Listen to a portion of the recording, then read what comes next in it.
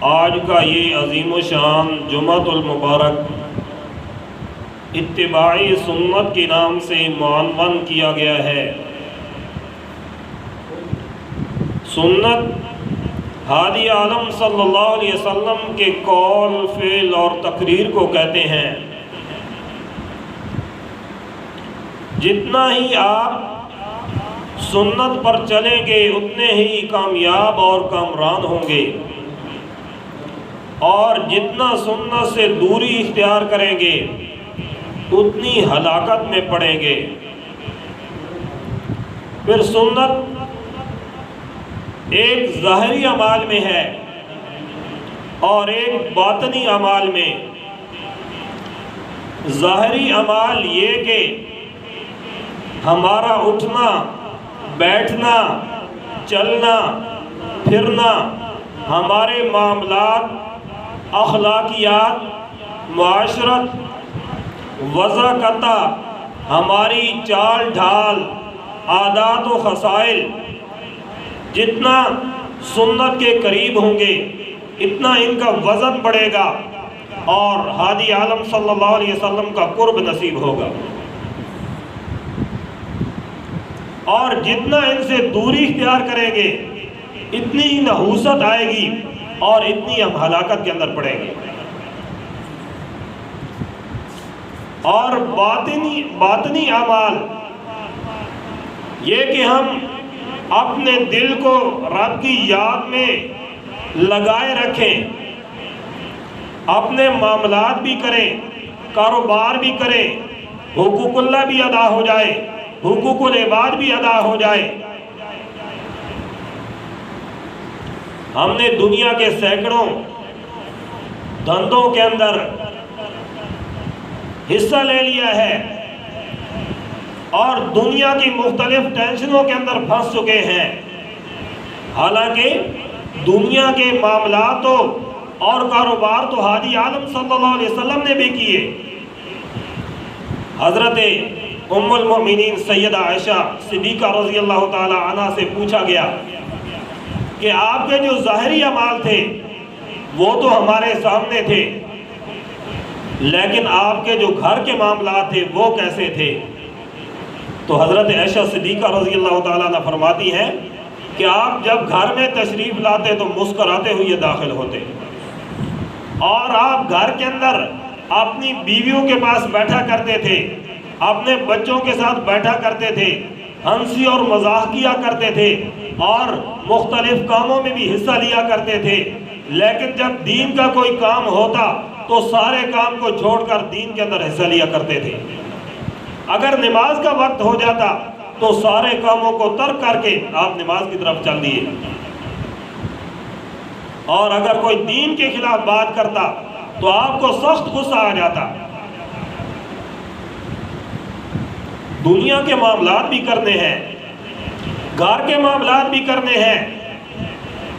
اب ایک آدمی ہے جو راہ خدا کے اندر خرچ کرتا ہے، اور ایک آدمی ہے جو کسی فقیر پر خرچ کرتا ہے، اور ایک آدمی جو اپنے گھر والوں پر خرچ کرتا ہے، اپنی بیوی بچوں پر خرچ کرتا ہے، تو اس کا ثواب سب سے زیادہ ہے جو اپنے گھر والوں پر خرچ کرتا ہے۔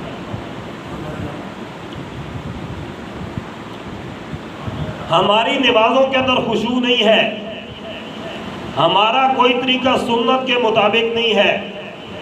ہم اپنے اندر وہ مرض تلاش کریں، وہ بیماری تلاش کریں کہ جس کی وجہ سے ہماری کسی بات کے اندر خشوع نہیں ہے اور وہ ہمارے خشوع کے اندر رکاوٹ بن رہی ہے۔ حضرت رشید احمد گنگوہی رحمۃ اللہ علیہ فرماتے ہیں کہ دو چیزیں ایسی ہیں، تکبر اور خود پسندی، کہ یہ بڑی مشکل سے انسان کے دل سے جاتی ہیں۔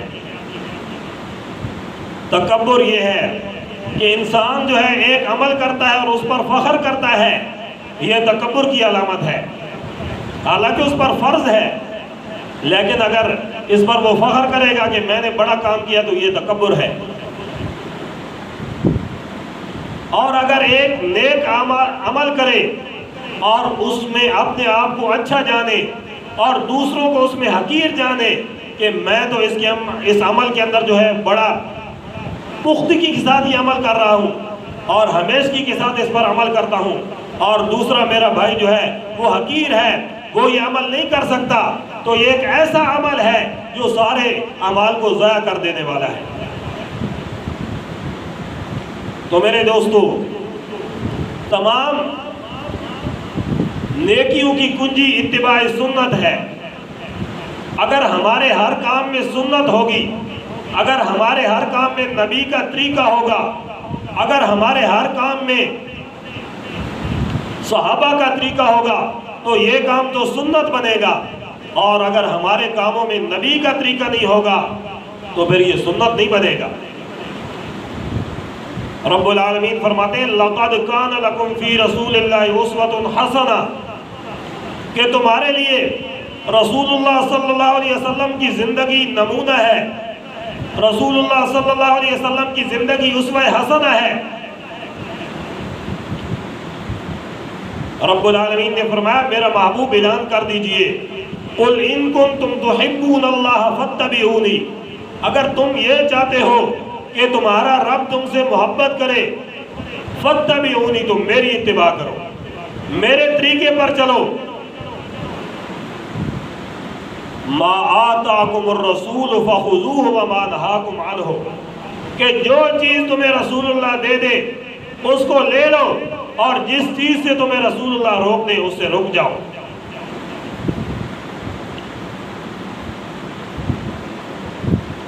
اب ہم ذرا غور و فکر کریں کہ ہم اپنا رہنا سہنا اور ہماری زندگی اس میں کتنا رسول اللہ صلی اللہ علیہ وسلم کا طریقہ ہے، کتنے ہم آپ کی سنت پر چل رہے ہیں۔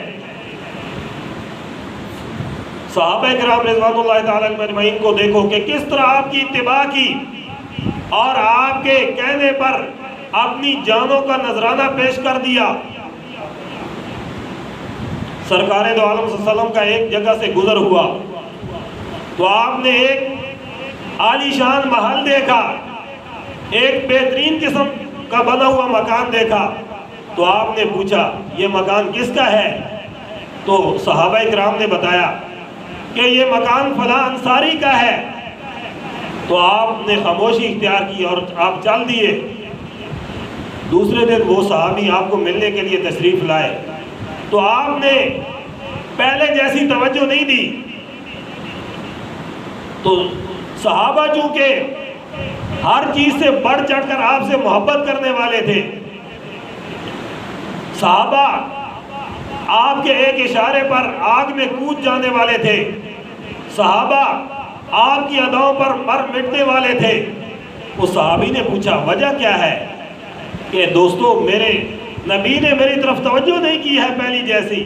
تو صحابہ نے کہا اور تو ہمیں کسی بات کا علم نہیں ہے، لیکن صرف ہمیں اتنا علم ہے کہ کل آپ کے مکان سے گزر ہوا تو آپ نے پوچھا یہ مکان کس کا ہے؟ تو ہم نے کہا آپ کا مکان ہے۔ تو اس کے بعد آپ چل دیے اور آپ کے چہرے پر پریشانی کے آثار تھے۔ صحابی نے کہا اچھا میرے مکان کی وجہ سے آپ نے ناراضگی کا اظہار کیا؟ وہ صحابی نے کدال اٹھائی اور جا کر مکان کو برابر کر دیا، مکان کو اکھیڑ دیا، جیسے ایک سڑک پر بلڈوزر چلتا ہے اور وہ سڑک برابر ہو جاتی ہے، اس میں کوئی جو ہے روڑا نظر نہیں آتا۔ صحابی نے اس طرح مکان کو برابر کر دیا، فرمایا کہ اگر میرا مکان میرے نبی کی محبت کے اندر رکاوٹ بن رہا ہے تو میرے مکان کے رہنے کا کوئی حق نہیں بنتا۔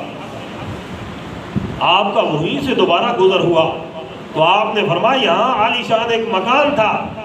تو صحابہ نے وجہ بتا دی کہ اس آپ کے ساتھی نے آپ کی ناراضگی کے بعد مکان کو اکھیڑ دیا ہے۔ آپ نے فرمایا ہر تعمیر وبال ہے مگر ضرورت کے لیے